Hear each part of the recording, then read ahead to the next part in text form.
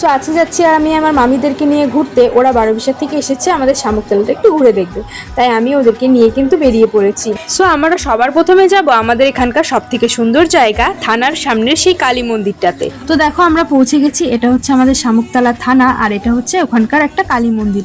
এই মন্দিরটাতে আমরা কিন্তু সবসময় পুজো দিতে আসি, ভীষণই ভালো লাগে, জায়গাটাও দেখতে ভীষণ সুন্দর।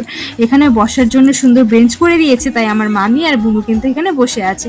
তারপরে আমরা সবাই এখানে বেশি দেরি না করে ফটো তুলে এখান থেকে কিন্তু বেরিয়ে যাই। তারপরে আমরা এখান থেকে বেরিয়ে একটা করে আইসক্রিম খেয়ে নিই আর মা আর মামি নিয়েছিল পান। তারপরে আমরা চলে যাই আমাদের এখানকার চাপাতা বাগানে। আর আমাদের এখানকার কোহিনুর চাপাতা বাগান আর ধওলা চাপাতা বাগানটা যে এতটা সুন্দর তোমাদেরকে বলে বোঝাতে পারবো না। কখনো সময় পেলে একবার আমাদের শামুকতলায় এসে তোমরা ঘুরে দেখো, ভীষণই সুন্দর জায়গা। এরপর আমরা একটু চাপাতা বাগানের ভিতরের দিকে চলে যাই কিন্তু ফটো তুলতে।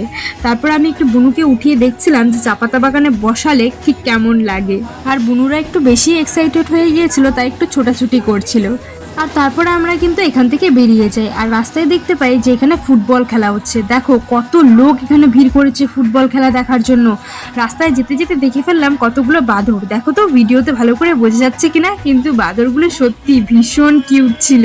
আর এখানে যে বড় এই ফ্যাক্টরিটা দেখতে পাচ্ছ, এটা হচ্ছে চাপাতা ফ্যাক্টরি। এখানে কিন্তু চাপাতা তৈরি করা হয়। সো আমরা এখন বাড়ি যাই। আর তোমাদের এই ব্লগটা কেমন লাগলো অবশ্যই কিন্তু কমেন্ট করে জানাবে। Thanks for watching.